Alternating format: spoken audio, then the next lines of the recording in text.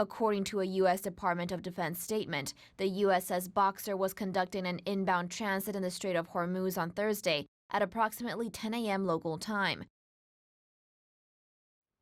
While the U.S. Navy vessel was sailing through the passageway, a drone came within 1,000 meters of the ship and ignored multiple calls to stand down. Pentagon spokeswoman Rebecca Rebarich told CNN they assessed the unmanned aerial system to be Iranian.